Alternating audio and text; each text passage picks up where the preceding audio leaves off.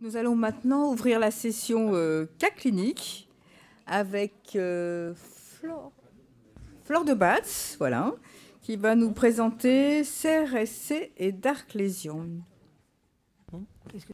Bonjour à tous. Alors, quelques images pour imager la choroïde en ostéangiographie dans la CRSC et quelques images plus particulièrement sur les Dark Lesions.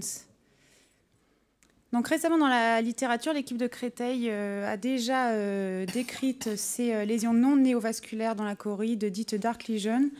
Et on a différencié les Dark Area et les Dark Spots. Alors le Dark Area, c'est, vous voyez ici, comme un réseau un peu de petites lésions en hyposignal, des lésions multifocales, alors que le Dark Spot est une lésion ronde en hyposignal bien plus délimitée. Alors dans cet article, ils ont essayé de comprendre à quoi correspondaient ces lésions noires en ostéangiographie au niveau de la chorocapillaire dans la CRSC. Et globalement, le Dark Area est plutôt corrélé sur le B-scan, probablement expliqué par l'effet masque d'un DSR sous-jacent. Et le Dark Spot était plutôt relié à des décollements d'épithèle pigmentaire. Donc la choroïde, elle a été mal imagée, surtout l'ICG pendant plusieurs années. Puis depuis quelques années, et les progrès de l'OCT en EDI en web source, on se rend compte finalement qu'en plus que cette choroïde soit épaissie dans la CRSC, il y a d'autres lésions qu'on peut retrouver. Et vraiment, l'OCT dans toutes ses dimensions est vraiment très intéressant. C'est intéressant de décrire des lésions. Alors, il n'y a peut-être pas toujours une issue thérapeutique, mais ça permet de mieux comprendre toutes ces maladies qui ne sont pas encore bien comprises jusqu'au bout. Donc là, vous voyez un épaississement choroïdien, mais si on regarde bien, en fait, il y a d'autres lésions. On voit très bien, ici, c'est de l'EDI, ces tubes, ces veines dilatées, hyporéflectives. Et vous voyez que si on regarde juste au-dessus, souvent la chorocapillaire est très écrasée. Donc probablement qu'il y a quand même une compression de la chorocapillaire sous-jacente. Et souvent, quand il y a une compression de cette chorocapillaire par ces gros tubes veineux, ces lésions en fait sont colocalisées avec de façon sous-jacente les anomalies classiquement retrouvées avec les décollements d'épithèle pigmentaire et les anomalies de la rétine externe, les DSR. Donc si on fait de l'OCT-angiographie à ces endroits, eh bien, on retrouve en effet, vous voyez comme ici, ce qu'on a appelé les Dark Area. Vous voyez ces petites anomalies de signal d'acrocapillaire, hyposignaux, multifocaux. Alors est-ce que c'est le DSR sous-jacent? Est-ce que c'est la compression d'acrocapillaire? C'est probablement les deux des fois, probablement l'un plus que l'autre, on ne sait pas trop. Donc là, vous voyez un autre cas, on a regardé tous nos patients. Là, vous avez de l'Achera, là, vous avez du Triton. Et on regarde, si on regarde et on colocalise, il faut toujours colocaliser l'OCT dans toutes ses dimensions. Les Dark Area semblent bien ici être reliés à la plage de DSR. Vous voyez ici le DSR avec un gros DEP. Si on regarde maintenant des petits DEP isolés, ici une CRSC qui n'est pas active. Et vous voyez que si on fait de l'OCTA, en effet, comme c'était écrit dans le papier, on retrouve un dark spot, vous voyez, qui correspond aussi au DEP en OCTC et en OCTB. Ici, un patient qui a des DEP et un DEP et un DSR associés. Et vous voyez, si on fait l'OCTA, on retrouve des dark spots et des dark areas. Mais ce n'est pas toujours si évident. Vous voyez, le dark spot peut correspondre en effet à des DEP. Donc là, on est au niveau de l'OCT-angiographie, le slab, c'est la chorocapillaire. On retrouve ces DEP qui correspondent en effet à ces lésions en hyposignal bien rondes, les dark spots. Donc là, le dark spot est bien égal au DEP. Mais on va voir que sur d'autres images, ça ne va pas toujours être le cas. Vous voyez ici, en fait, c'est le même patient. Si on regarde même chez un même patient, l'OCT-angiographie peut nous montrer un autre dark spot. Alors, est-ce que ça, c'est un DEP? Eh ben non, on se rend compte que c'est un dépôt sous-rétinien. Encore un autre patient. On fait de l'OCT-angiographie, on se balade dans la chorocapillaire, un peu plus profondément dans la choroïde.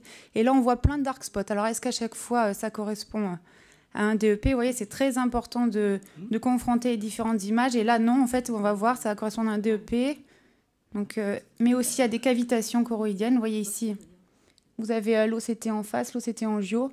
Donc, à chaque fois, ici, un dark spot. Mais en fait, si on regarde, ça correspond à cette cavitation intra-choroïdienne, qui est classiquement associée à CRSC. Un autre dark spot chez le même patient qui correspond à l'excavation choroïdienne. Et puis à un DEP, comme on l'avait déjà décrit. Donc les cavitations choroïdiennes, elles ont été très bien décrites dans un article par Mathieu Lehmann en face. C'est des petits kystes hyporéflectifs sans parois, qui sont souvent dans la chorocapillaire un peu en dessous, qui sont sûrement des petits infarctus de la chorocape. Les excavations aussi, elles sont reliées au spectre des pachychoroïdes et à la CRSC. On les retrouve classiquement, vous voyez ici, là-haut, en face ou en B-scan, et on les retrouve donc comme des dark spots aussi en ostéangio. Pour finir rapidement, dans des CRSC plus sévères, comme l'a montré Benjamin sur les cas cliniques ce matin, Il y a souvent des CRSC un peu bulleuses avec des dépôts fibrineux. Vous voyez, si on fait l'OCT B-scan, on retrouve classiquement des images comme ça de lucinthes, en fait, qui sont reliées au niveau du DEP à une déchirure de l'épithèle pigmentaire et qui sont localisées dans ce matériel hyper réflectif. Ces lucinthes nous permettent, vous voyez, c'est intéressant quand même de faire de l'imagerie parce qu'on comprend mieux, et on comprend mieux par exemple la sémiologie de l'imagerie et la sémiologie angiographique des points de fuite dans la CRSC, et notamment ces points de fuite en jet de vapeur. Probablement la fluorescine passe de façon rapide par la déchirure des l'épithèle pigmentaire dans le lucinthe, puis après va contourner le matériel et expliquer l'effet en jet de vapeur. Donc si on fait un OCT en face au niveau du même patient, vous voyez, on voit très très bien le lucinthe, cette cavité hyperréflective, et même la déchirure de l'épithèle pigmentaire, et ce lucinthe qui est au sein du matériel hyperréflectif. Et si on fait l'OCT en angiographie, vous voyez là aussi, c'est un dark spot. Spade récemment a décrit du fluide dans la choroïde. On a retrouvé chez nos patients du fluide aussi. On a voulu regarder ce que ça faisait en OCT en angiographie, et puis on s'est rendu compte que ça avait aussi des images qu'on peut alors peut-être un peu moins délimiter. Ce fluide, ça, il a été décrit comme étant bien en dehors des vaisseaux choroïdiens, et ce fluide peut aussi correspondre à une lésion type dark spot. Donc en conclusion, vous voyez, autant l'OCTA dans la CRSC néovasculaire, c'est vraiment... il n'y a pas à discuter, c'est vraiment un super examen qui nous permet vraiment de changer l'attitude thérapeutique parce qu'on va traiter ces patients par anti-VEGF. Dans les anomalies non néovasculaires de la choroïde, l'OCTA est encore peu discriminant. Les dark urea, c'est probablement du DSR ou la compression de la chorocapillaire sous-jacente. Pour les dark spots, c'est moins défini, ça peut être un DEP, mais on l'a vu, ça peut être un lucinthe, un dépôt, une cavitation du fluide ou une excavation. Merci. Merci beaucoup. Vous avez des questions ?